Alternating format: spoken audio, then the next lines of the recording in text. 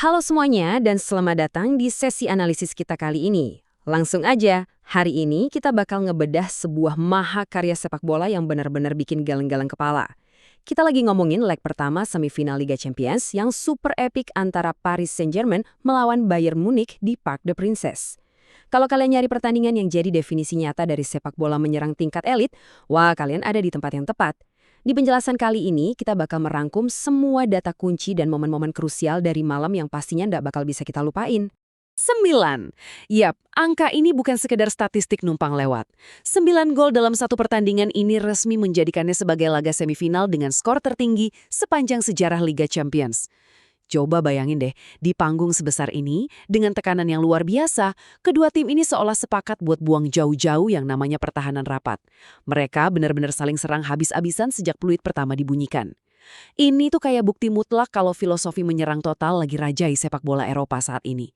Oke, masuk ke bagian 1, semifinal paling bersejarah. Atmosfer pertandingannya udah pasti super intens ya, tapi ada satu detail penting di balik layar yang bikin dramanya makin panas. Bos Bayern, Vincent Kompany, ternyata harus absen di pinggir lapangan gara-gara akumulasi kartu.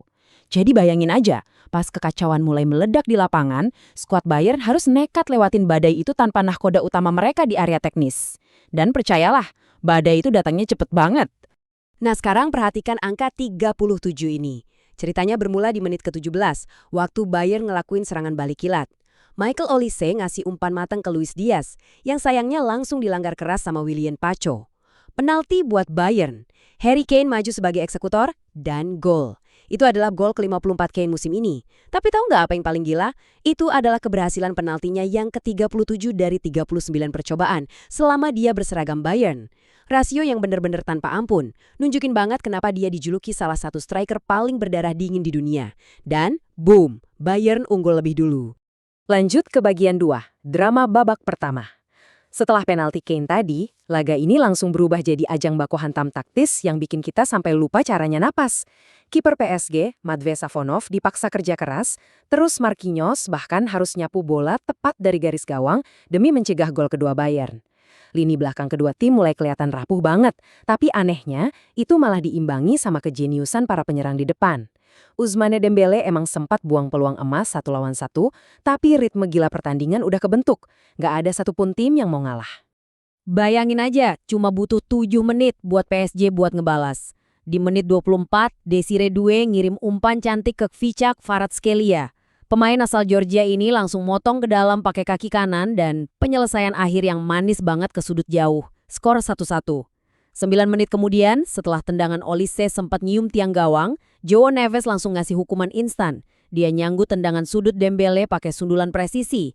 Balik unggul 2-1 buat PSG. Tapi Bayern nolak diam aja dong. 4 menit sebelum turun minum, Olise gerak ke tengah lapangan dan ngelepasin tembakan meriam dari jarak 20 yard nembus kerumunan bek PSG. Balik imbang 2-2. Kejeniusan individu benar-benar ngancurin struktur pertahanan malam itu. Dan pas kita mikir, oke, babak pertama kayaknya bakal kelar imbang nih. Ternyata masih ada sisa drama kelas atas di masa injury time. Umpan silang Dembele dari jarak dekat mantul dari kaki Alphonso Davies dan langsung kena lengannya. Wasit Sandro Scharer asal Swiss langsung lari ke monitor VAR. Hasilnya, penalti buat PSG. Dembele yang tadi sempat buang peluang, kali ini nggak mau ngulangin kesalahan yang sama. Dia sukses ngecoh Manuel Neuer dengan penempatan bola yang super sempurna. PSG nutup babak pertama dengan keunggulan 3-2 yang benar-benar krusial. Masuk ke bagian 3, ledakan gol PSG. Logikanya nih, masuk babak kedua, pertandingan bakal sedikit kalem, biar pemain bisa pada ambil napas kan. Tapi PSG beda cerita. Mereka keluar dari ruang ganti bawa energi yang meledak-ledak, manfaatin banget momentum psikologis dari gol penalti di akhir babak pertama tadi. Serangan mereka tuh cepet banget, langsung menusuk dan ngehukum setiap celah di pertahanan Bayern yang kayaknya agak kebingungan tanpa instruksi langsung dari Kompany. Apa yang terjadi selanjutnya, ini benar-benar 12 menit paling gila sepanjang pertandingan. Menit 56, Kvaratskhelia maksimalkan umpan silang Achraf Hakimi. 2 menit berselang, giliran Doué yang ngasih asis brilian buat Dembele. Tembakannya sempat kena tiang sebelum akhirnya masuk. Wow, 5-2 buat PSG. Bayern kelihatannya udah benar-benar hancur. Tapi, mentalitas Jerman nggak bisa diremehin gitu aja. Menit 65, Dayot Upamecano sukses manfaatin tendangan bebas Joshua Kimmich lewat sundulan cerdiknya. 3 menit kemudian, Luis Diaz kembali masuk papan skor di menit 68. Cuma dalam sekejap mata, jarak skor berubah drastis dari 5-2 jadi 5-4. Gila kan? Dan itu bawa kita ke bagian 4, respons dramatis Bayern. Menolak menyerah.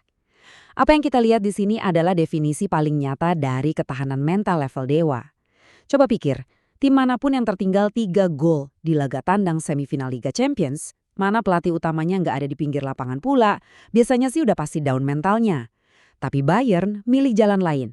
Mereka tahan semua gempuran PSG, rapihin barisan lagi, dan maksud diri mereka buat balik lagi ke dalam persaingan.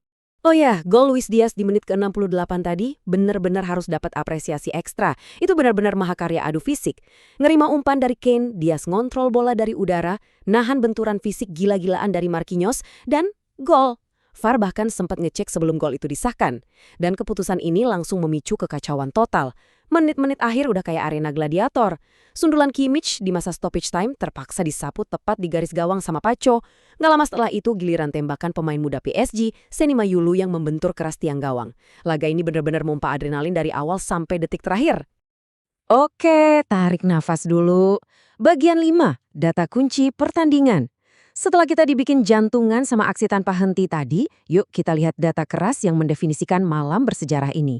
Karena dibalik semua keringat dan drama di lapangan, angka-angka inilah yang bakal abadi di buku sejarah, ngebuktiin betapa langkah dan spektakulernya pertandingan ini.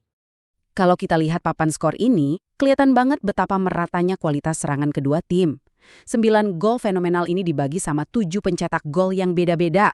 Dari kubu PSG, Kvaratskhelia sama Dembele masing-masing borong 2 gol, ditambah sundulan Neves. Di kubu Bayern, sebarannya juga luar biasa. Ada gol dari mesin utama mereka, Kane, lalu gelandang dinamis kayak Olis, bek macam Upamecano, sampai penyerang lincah Luis Diaz.